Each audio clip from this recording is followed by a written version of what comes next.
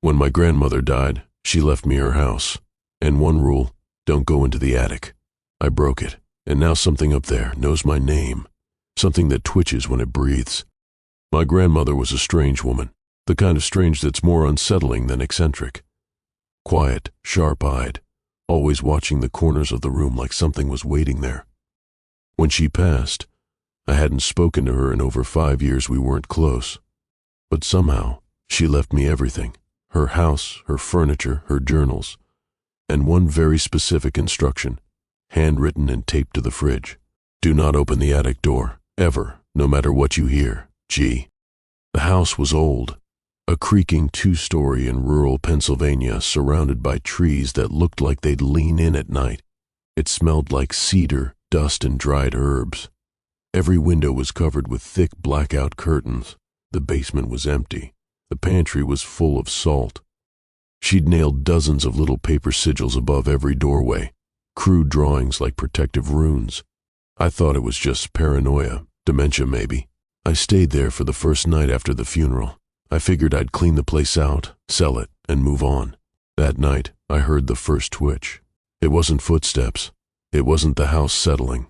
It was wet. A twitching, jerking, irregular sound directly above my room, like someone dragging a heavy sack across the attic floor, but the sack was struggling. I ignored it, told myself it was just rats, squirrels, maybe a raccoon. The next night, I heard it again, closer to the attic door. It didn't scurry, it didn't scamper, it shifted, dragged, jerked, stopped. Then, a whisper, faint, dry, like paper tearing. Heal me. It was in the bedroom drawer, wrapped in red thread. Taped to it, another note.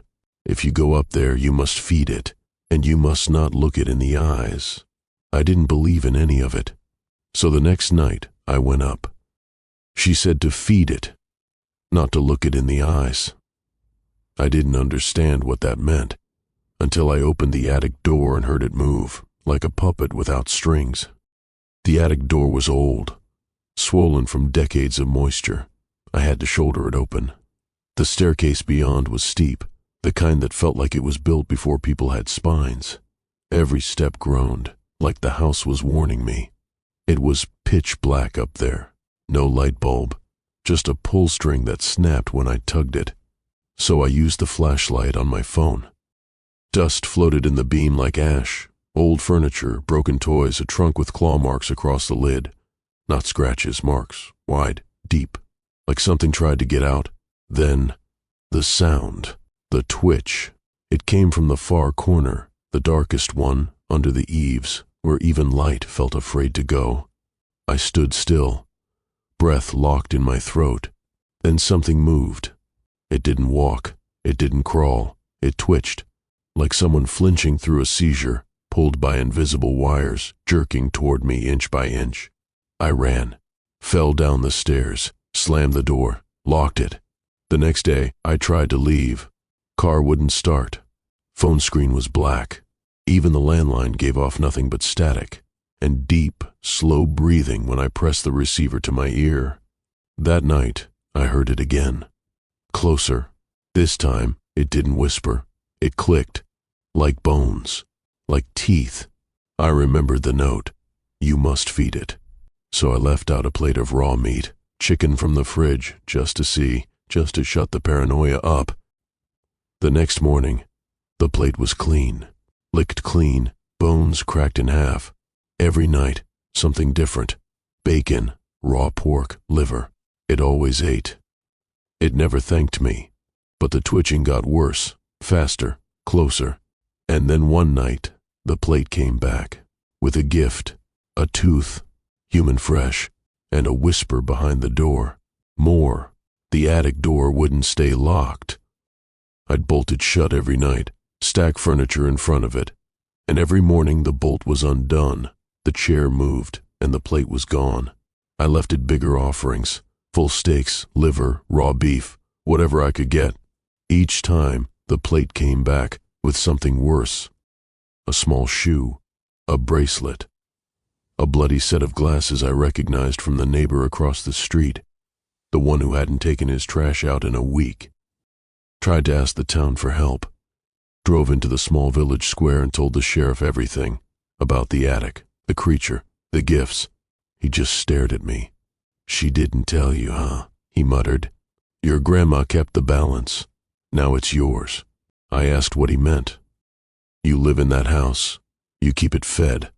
That's the deal. We stay safe as long as it doesn't get hungry. We all pretend not to hear it twitching at night. But if you starve it..."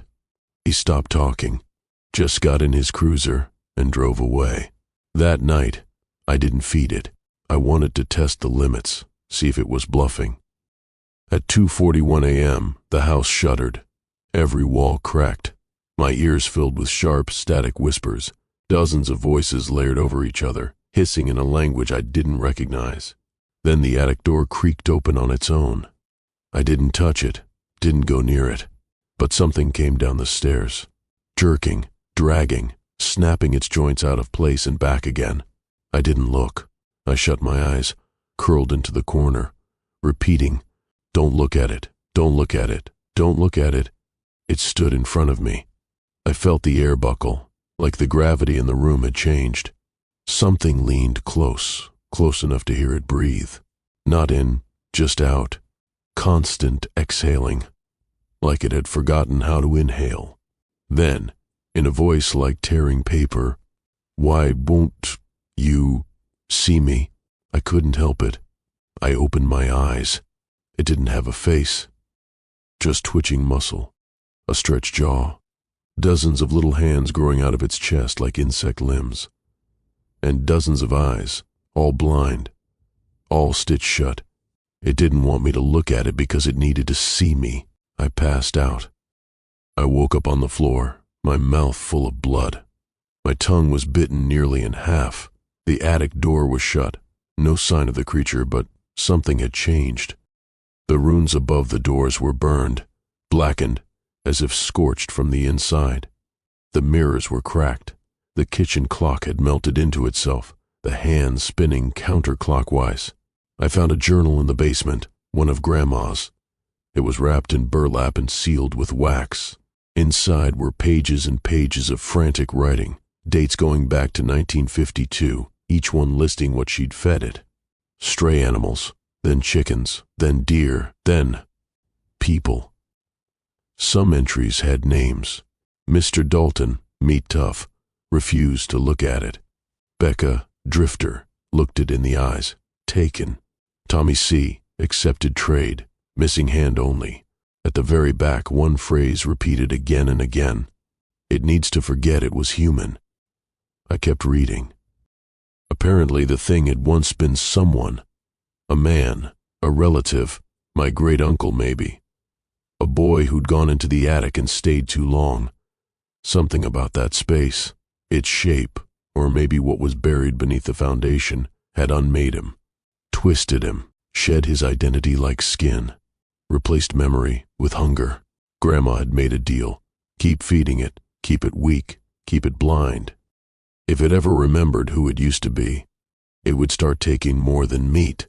It would start looking for its old name, its old home, its old family. And if it remembered, it would come downstairs. That night, I heard it crying. Not twitching, crying, wailing like a child who couldn't remember why it was sad. I didn't feed it. Not because I was brave, I just couldn't move, couldn't stop shaking. At 3:06 a.m., it knocked on the attic door. Once, twice, a third time, the wood cracked. Then it whispered, "Let me in, Mommy." The house went silent, and from the hallway, I heard the front door unlock, slowly, click by click. The front door was wide open. No wind, no sound. Just the yawning dark of the trees beyond the porch. I didn't go to it. I couldn't. My body refused. The attic door remained closed behind me, but I could feel it, the weight of it, standing just on the other side. Waiting, breathing. I turned every lock, nailed the door shut with whatever I could find. Boards, metal rods, rusted tools. It didn't matter. The wood started to warp. The nails pushed themselves free one by one, falling to the floor like teeth. I fled to the basement. There, I tore up the old rug in the corner. Grandma had always warned me never to move it, but I had no choice now. Beneath the rug was a circle scorched into the floor. Charcoal, rust, something darker.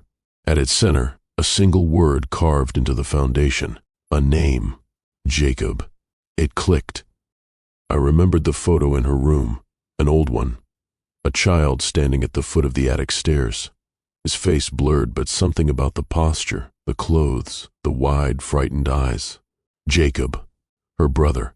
Her first mistake. As I stared at the name, the walls began to shake, not tremble, shudder. Deep groaning cracks opened in the ceiling. Dust poured down like ash. From upstairs, something began descending. Not walking, not crawling, twitching. Each step punctuated by a wet crunch, bones turning the wrong way, limbs bending like wire hangers. It was coming for me. I ran. Out the front door, into the woods. I didn't stop until sunrise. It's been 3 weeks. I don't sleep. I don't eat. I don't go near that house, but I still hear it. Sometimes in the wind, sometimes under the floorboards of wherever I hide. Once, I swear, I saw it in the back seat of my car. It's looking for me. And I think it remembered its name. I think it wants me to remember mine too. End.